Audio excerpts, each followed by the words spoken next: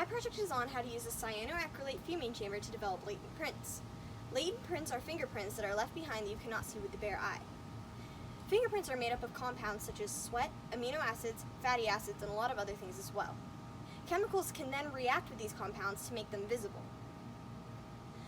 One of these chemicals is cyanoacrylate. Cyanoacrylate is found in things such as superglue, which can then be used to make the prints visible. Keep in mind, cyanoacrylate should not be inhaled or come in contact with the eyes, which is why we are doing this experiment outside, and I will be wearing safety goggles.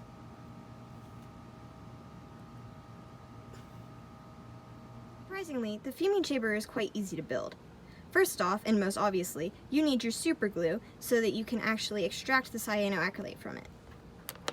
Next, you need some sort of container that will close so that the fumes will not escape and it can react with the object that your prints are on. I just used a simple plastic container that will snap closed with a lid. Since the cyanoacrylate must be in a gas form to react with the prints, the next thing you need is an object to heat up the glue. I decided to use a wax warmer, considering it is easy to use and we had one handy at home. However, my wax warmer has a cord and it needs to be plugged into the wall. This caused me to need to saw out a little wedge in the container so that the box will still close, but the cord can hang out to be plugged into the wall.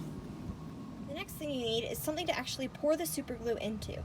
While I could put it just directly into the wax warmer, I decided to use a tinfoil little cup that I made so that I didn't ruin the wax warmer completely. The tinfoil will still allow for the superglue to heat up, and I can just put it simply in the top of the wax warmer. In addition, the air must be humid for the reaction to occur. I decided to just use a simple glass bowl filled with boiling water so that when I close the chamber, the water vapor will have nowhere to escape. This will cause humidity in the box. Lastly, you need an object with latent prints on it to be able to complete the experiment. I chose a simple household ceramic mug and I covered it with my fingerprints.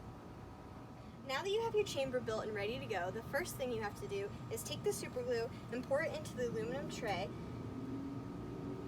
just like this. I'm going to use about half the tube, considering it was brand new, and then I'm going to close it. Now that you have the superglue in the aluminum cup, you're going to take your actual item with the fingerprints on it and place it inside the chamber. Make sure that you have everything inside and close the lid.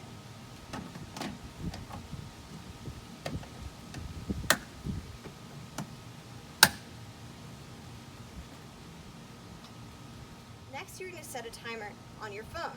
I'm setting mine for 10 minutes. You don't want to wait too long because you can over-fumigate your fingerprints and then they won't be good to use. Last step is to turn on the wax warmer so that the glue can start to heat up. Start your timer. Now we wait. A few moments later. One way to know that the chamber is working is to look at the sides. If it is foggy, you know that it is doing its job. This is because the air is humid and the cyanoacrylate is turning into a gas. One piece of advice is to check on your prints repeatedly.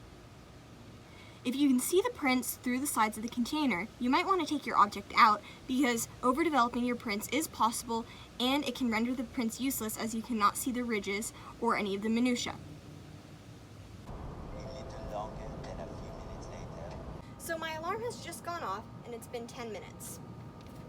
Now it's time to open the chamber. One piece of advice, do not open the chamber with your face directly over it. As I said earlier, you should not inhale any of these fumes. Keeping your face out of the box can help you from doing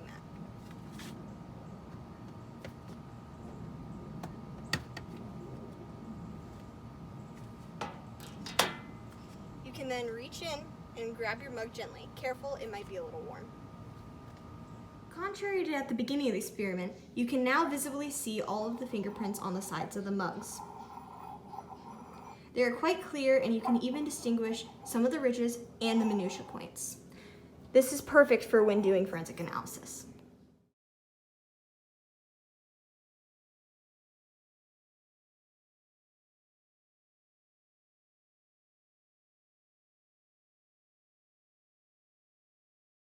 So that is how you build and use the cyanoacrylate fuming chamber to develop latent prints. Thank you for watching.